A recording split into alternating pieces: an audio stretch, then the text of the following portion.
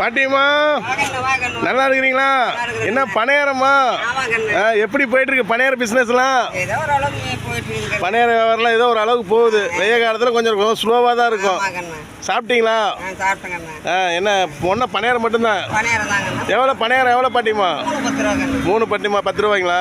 எங்கிட்ட 3 10 ரூபாய்னா எங்கிட்ட காசு வேற இல்லை பாட்டியம்மா.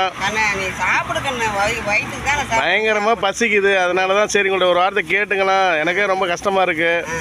சரி இருந்தாலும் பாட்டிம்மா நீங்கள் தருவீங்களான்னு யோசனை. 10 ரூபா கூட இல்லாமல் இருக்கிறானே அப்படின்னு நினைக்க வேண்டாம். வரும்போது வண்டியில் பெட்ரோல் நின்று போச்சு பாட்டிம்மா, சுத்தமாக ட்ரை ஆயிடுச்சு. அடிச்சிட்டேன், பசி வேறு பயங்கரமாக இருந்தது. அதான் யோசனை வந்துச்சு, இங்கே கேட்டு பார்க்கலாம் அப்படின்னு. சாப்பிடலாமா பாட்டிம்மா? 3 10 ரூபா. விறகுல தான் போடுறீங்க? சூப்பர். சரி பாட்டிம்மா, ரொம்ப நல்ல விஷயம். இன்றைக்கி வியாபாரம் இல்லை இருந்துதா? வியாபாரம் ஆச்சு ஆகலைங்களா? 7 மணிக்கு மேலே தான் கொஞ்சம் வியாபாரம் ஆகும். எத்தனை வருஷமாக அந்த செட்டுலேயே இருக்கிறீங்க? செட்டு போட்டிருக்கு, எத்தனை வருஷமாக பண்ணிட்டு இருக்கிறீங்க? 7 வருஷமாக பண்ணிட்டு இருக்கீங்க பாட்டிம்மா. அப்படிங்களா? சரி சரி, நான் சும்மா சொன்னேன். சரி நான் சாப்பிடல, பசிக்குதுண்ணே. இருந்தாலும் பரவாயில்லன்னு சொன்னீங்க பார்த்தியா? அந்த மனசு பெரிய மனசு பாட்டிம்மா. இருந்தாங்க வைங்க, இதை வைங்க வைங்க. சரிங்க, நீங்கள் வைங்க, எனக்கு பணியாரம் வேண்டாம். இந்த 100 ரூபா எதுக்குன்னா,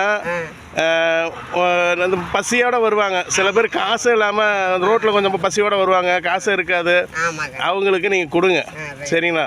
என்னால் முடிஞ்சது. சரி, என்னால் இவ்வளோ தான் கொடுக்க முடியும். இருந்தாலும் உங்கள் நல்ல மனசு கண்டிப்பாக நீங்கள் கொடுப்பீங்க.